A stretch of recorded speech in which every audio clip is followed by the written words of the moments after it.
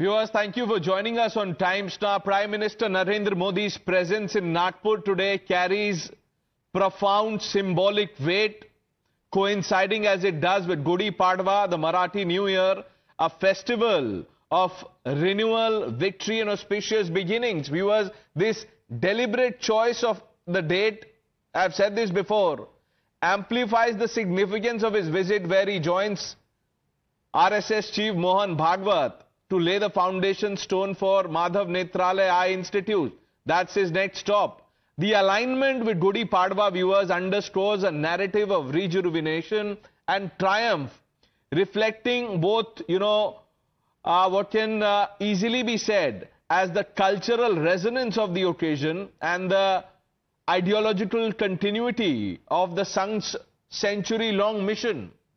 By honoring this cultural tradition alongside a tribute to the Sangh's founders at the Smriti Mandir, Prime Minister Modi masterfully intertwines cultural heritage with a broader ethos of the Sangh, reinforcing a message of unity and purpose that resonates deeply within the Sangh Parivar and well beyond. Prime Minister Modi, viewers, is following in the distinguished footsteps of Atal Bihari Vajpayee, whose earlier engagement with the Sangh marked a significant moment of acknowledgement for the organization. The difference is that Modi's visit, undertaken as the incumbent Prime Minister to set foot on these grounds, as he was on these grounds a little while ago, elevates the gesture to an unprecedented prominence. He is accompanied, as you can see in these pictures, by the who's who of the RSS, and also a high-profile itinerary that includes paying homage not just at Smriti Bhoomi, but also at Deeksha Bhoomi, the place where Ambedkar embraced Buddhism. This occasion, viewers, transcends mere precedent. It positions Modi as a pivotal figure in the Sangh's history, building upon Vajpayee's legacy while asserting his own stature as the leader who has propelled the vision of the RSS into the mainstream of Indian governance. This convergence, viewers, of tradition, tribute and timing on Gudi Padwa heralds a renewed chapter in the relationship between the BJP and the RSS. His visit at the Diksha Bhoomi, the place where Ambedkar embraced Buddhism, is a subtle yet strong message of inclusivity. This gesture holds special significance amid the ongoing political blame game surrounding Ambedkar's legacy. Yes, I'm talking about the commentary you've heard from the likes of Rahul Gandhi, Akhilesh Yadav and the others from opposition.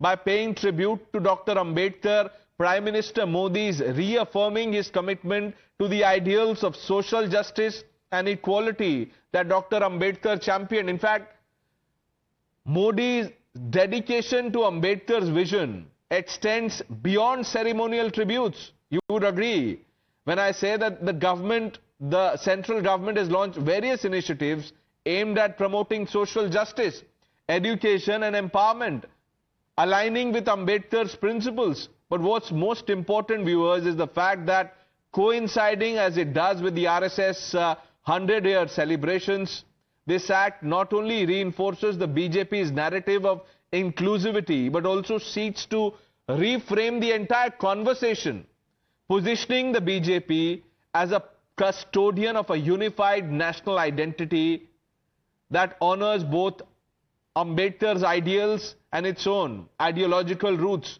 Viewers, the broader implications of this visit ripple outward, go much beyond the photo opportunity. With the RSS marking 100 years of its existence, Prime Minister Modi's presence at the Diksha Bhoomi complements his visit to Smriti Mandir and crafts a narrative of ideological, ideological fidelity and national unity. To the opposition, this is a reminder of BJP's adaptability, its capacity to engage with symbols and spaces that resonate across communities, diffusing their criticisms with a single well-timed gesture. Viewers, this is not a fleeting moment, but a strategic assertion. The BJP under Prime Minister Modi's leadership seeks to redefine the political conversation around Ambedkar, positioning itself as a custodian of his ideals while advancing its own vision for India. As the puja concludes and Modi steps away from the stupa, the message is clear, resolute and directed squarely at those who would question his intent. The legacy of Deeksha Bhoomi, viewers, and indeed of Ambedkar is not a partisan possession but a national inheritance, one that Prime Minister Modi claims to uphold with both reverence and resolve. Let's open this up. Swati Joshi, Pragya Kaushika, Arunil Sadadekar, Dr. Anand Ranganathan joins the broadcast. Ratan Sharda also with us. Swati, to you first. Prime Minister has just left Deeksha Bhoomi, is headed to the Madhav Netralaya.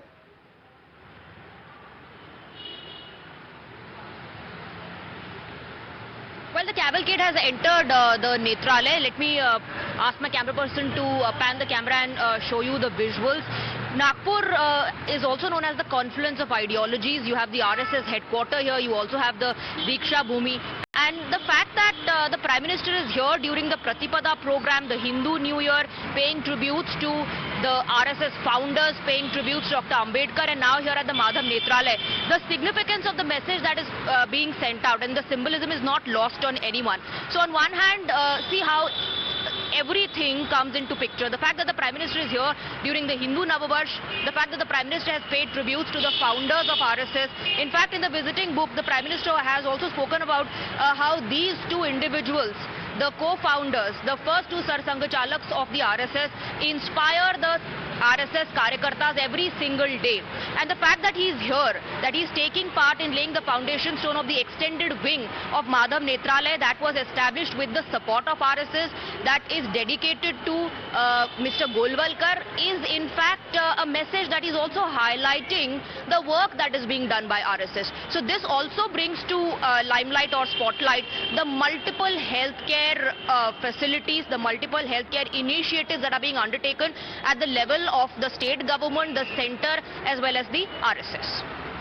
Let me bring in Dr. Ranganathan. Dr. Ranganathan, you know, it's an important day. Many people are saying, look, the Prime Minister is in Nagpur, as if to say that, you know, he has to be in Nagpur to be speaking to people from the Sangh. That's not true.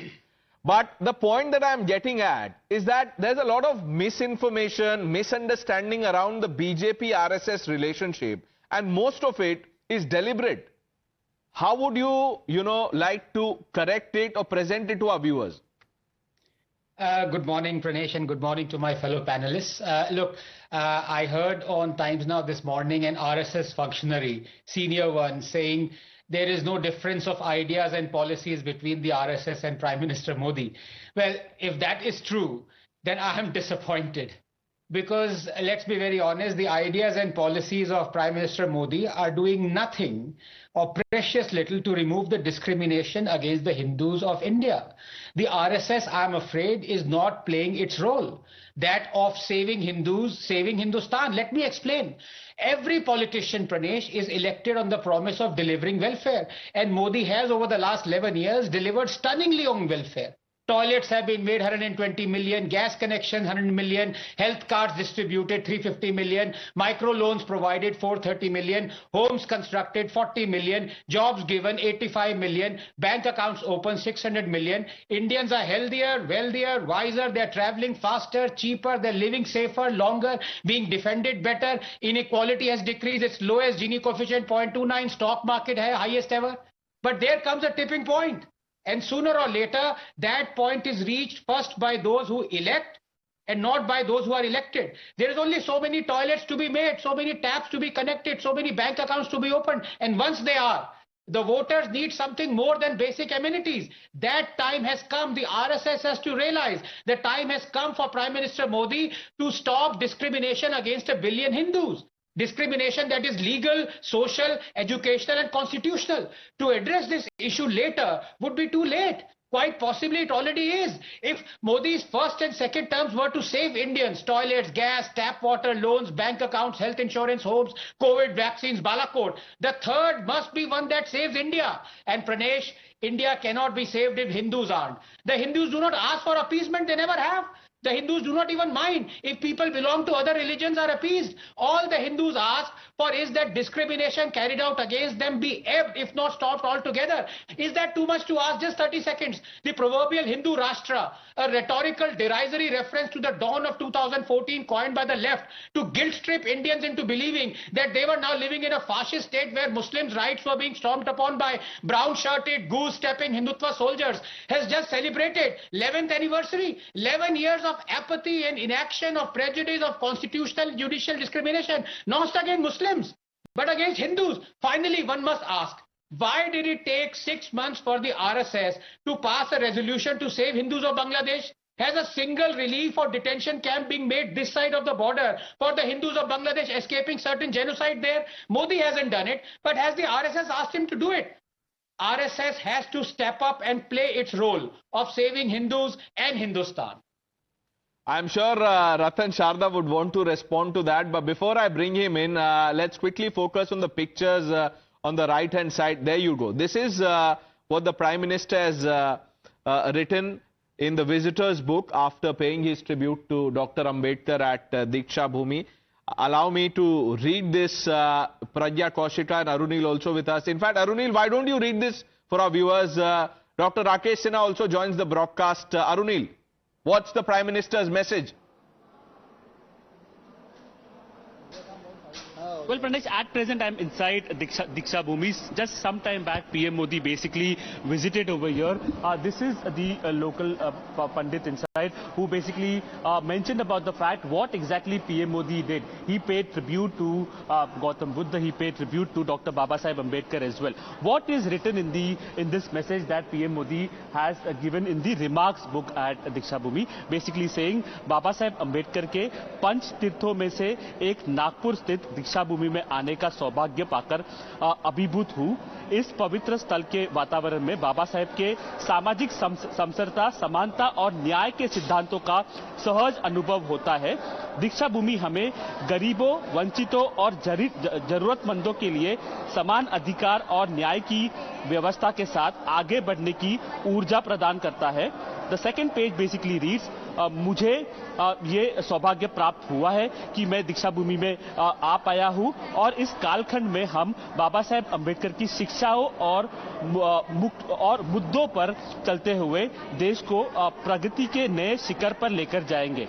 एक विकसित और समावेश भारत का निर्माण ही बाबा साहेब की हमारी सच्ची श्रद्धांजलि होगी। PM Modi has basically given his signature also on this, basically saying that how this place is an epitome of social equality. Baba Saheb Ambedkar basically eradicated untouchability and fought for the deprived section of the society, and how PM Modi intends to follow in the footsteps of Baba Saheb Ambedkar, and basically he motivates him to get social equality and also basically take the country to its pinnacle by including all people from all castes and from all society. This is basically, as Swati was also pointing out, Nagpur is basically a confluence of several ideologies. There is an RSS headquarter, there is an RSS founders memorial over here, but there is also the Diksha Bhoomi, wherein several people from the Dalit community, lakhs of them visit the Diksha Bhoomi every year. This is the place in 1956. Basically, Baba Saheb Ambedkar had embraced Buddhism over here with as many as 6 lakh of his supporters. It basically signifies the victory over the disparity that was being done on the basis of caste, and PM Modi has clearly sent out an extremely strong message during his visit at Diksha Bhoomi, saying that he's inspired by the work of Baba Saheb Ambedkar and he's going to take the work towards taking the country to its zenith, right, based on social equality and to end disparity on the basis of caste. Let me, before I bring in Professor Sinha, it's only fair that Ratan Sharda responds to what Dr. Ranganathan said. Sir. Pranesh, this is not a debating panel, so I don't want to respond to Anand Rakhan in every word by word, because he has his views, he has a right to express the anguish of the Hindus, but to believe that Sangh is doing nothing for the Hindus' cause, I think that is overstatement, because he says why RSS didn't pass resolutions earlier on. RSS, because he has read my book Conflict Resolution the RSS way, he should know that RSS meets only once or twice in a year to pass resolutions. Before that, it has already made statements supporting the Bangladesh Hindus. It is doing what it can to the best of its ability to do that. Secondly, regarding the issues like temple control, I am aware that RSS has been doing meetings with every possible Acharya, Sant, Samaj, and Matham chiefs across India and groups and together with the scholars to find a solution how the temples can be managed well when they are freed. So it is work in progress. It's happening. Yes, it can be slow, but that is the way RSS works. He knows that also. And people who don't work within RSS always feel impatient. But ultimately, patience pays. Many years back, Dr. Shri Guruji said, shortcut cuts you short. And so we take our own time. But to say that nothing is happening, RSS doesn't have a song and dance of lobbying. To say that RSS is not talking to the Modi government on issues that disturbs it, that feels that is not supporting the Hindu cause, it speaks. But does he want the situation where in 2003, when Sudarshanji spoke very frankly, and it resulted in a displeasement within RSS BJP groups, and BJP lost power. I'm very sure he doesn't want Congress to come back or the left loonies come back on power. So there are reasons why you have to keep yourself within those confines of civil debate and do your work silently with the people who matter. So I would just stop at that. And also this particular visit to cancer hospital, eye hospital, I would like to draw that Modi ji has come here to acknowledge the seva work of RSS. Just in health field, I'll give an example. It's not just this hospital. There is a very huge specialized cancer hospital, super specialty hospital in Nagpur, which was inaugurated just a couple of years back. If you go back further, there is Dr. Hedgewar Hospital in Aurangabad, one of the best in its class and doing human service, starting from a rented place where 7 doctors mortgaged their wives' jewels to do a 400-bed hospital serving the entire area with 50 plus seva programs under the same trust. Right. And there is a Guruji Rugnalaya in Nasik. So there is a huge hospital coming in Shivsagar in Assam, which is managed by the same Dr. Ambedkar Hospital Trust. Another one is coming in Bihar with a similar situation. So RSS not really made a song and dance of it. It does what it does. It does its work in every possible society. And coming to Deeksha Bhoomi, right. Last point. If you look at Deeksha Bhoomi, Dr. Ambedkar said, I will not die as a Hindu. It was a very strong statement. And one of the reasons of the way our Dharma Gurus treated him very shabbily, very badly, I would say that hurt in him made him say so at the same time. He never chose any alien religion, not born in Bharat. It was very clear that conversion to Islam or Christianity will denationalize in people. He said so. And then he also went to Sikhism. Somehow SGPC could not understand him and did not pay enough attention to what he wanted. He went finally chose Buddhism as a religion. A deliberate choice for Hindu society should always bow their head with respect for him.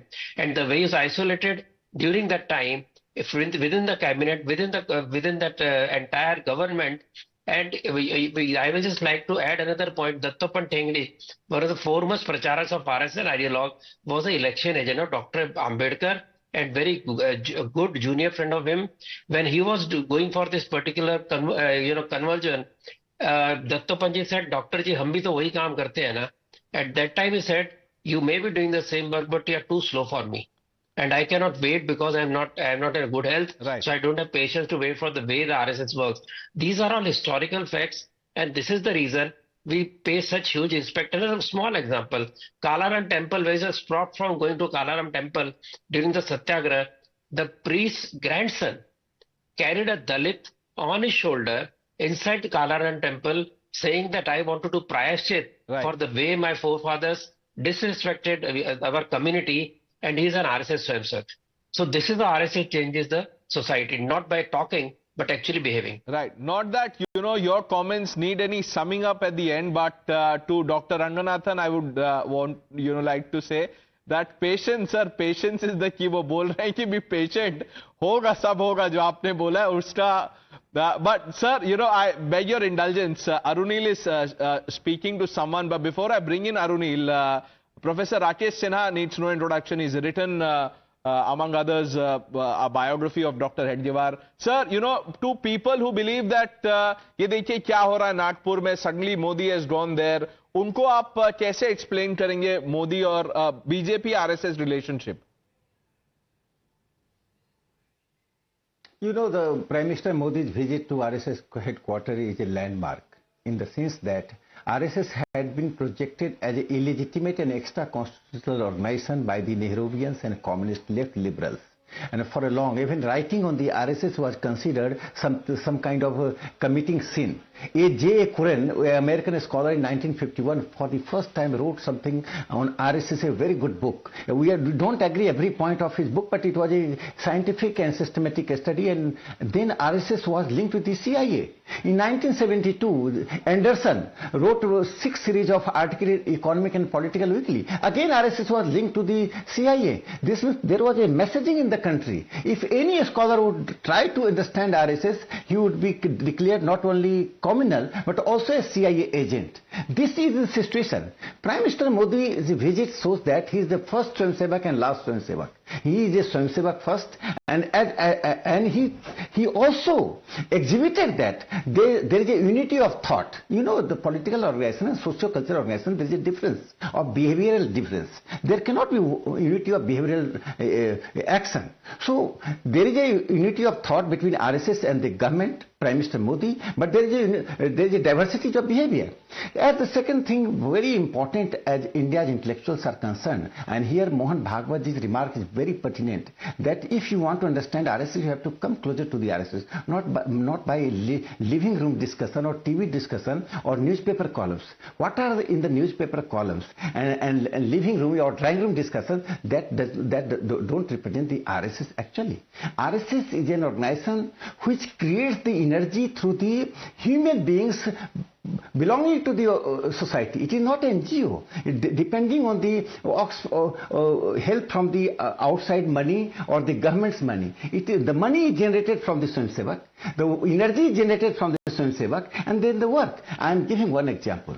As far as Bangladesh Hindus are concerned, RSS works a different strategy. Every strategy does not require to be publicized on social plank, on economic plank. As for this marginalized class is concerned, most of the Hindu intellectuals think in two terms.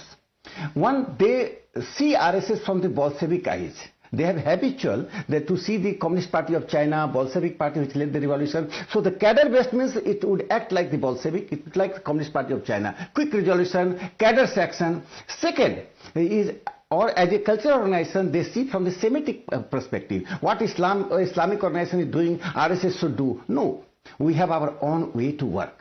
Anand Rakarathar is a very good intellectual, very articulate intellectual. He has established Hindu thought in many ways, so I congratulate him. But as far as RSS is concerned, there are 3 important things I would like to reinforce here. First, RSS is trying to cultivate Hindu thought and Hindu mind within the Hindu society, untouchability, casteism. Here politics is a deterrence. Every political party has to depend on caste, depend on the creating a competitive sense. So here RSS has a challenge despite politics. Despite even the comrades of the RSS in politics, they are also part of the caste politics. So here RSS faces a lot of difficulty. Still it is progressing and it is yielding a good result. Second important is the dilemma, that is their nationalism on the question of Muslim Christians, how to deal with them. So historical perspective, the present perspective and future. So our perspective is very clear. Once you share the history, icons and the legacy, that is the important thing. If you are sharing only the constitutional provision, then you are appropriating the constitution and multiculturalism. You have to be sharers of you should feel like a trustee of our heritage. You cannot associate with Aurangzeb. You have to, if you want to associate, you have to associate with Dara Sikho. If you want to associate, if you have to associate with Ramakrishna Shiva, it is not to worship them, it is as a part of the heritage. I am giving one example. Panini was born in Pakistan. He is being celebrated in India. That does not mean we are invading Pakistan, or that does not mean that he is a Pakistani national, so we should not accept. This is the geo-cultural nationalism of the RSS. And I think the third important point for the RSS is, in future, it does not depend on the religious, it does not require a Hindu Rashtra as an objective, like the theocratic state. It is an adjective. Adjective means we are Hindu nation by virtue of numbers, by virtue of our diversity, by virtue of experimentalism. That is in Hindi we call Prayog Dharmita. This is the experimentalism which has given birth to Buddhism, Jainism, a scores of streams of religion, a scores of philosophy, a scores of the religious figures. It would continue. So experimentalism. Thirdly, because of our own legacy and our future. Right. That is a Hindu nation. We don't want to be Hindu nation like the Syria, like the Pakistan, like Arabian countries. That is very important for the RSS. So we want that Muslims should understand. And our optimism is the biggest weapon in the hand of the people. And we are optimistic. The day would come when Muslims should accept themselves they are a Muhammadi Hindu. We don't want to convert them, but they want to be Indianized. They want to be Hinduized. Hinduized does not mean that you have to go to temple. Dr. Ranganathan has his hand up, but I will have to take a short break before he responds to you. Dr. Ranganathan, apologies. A short break, and then you can have your say to both Ratan Sharda and Professor Sinha. Short break, viewers, stay with us.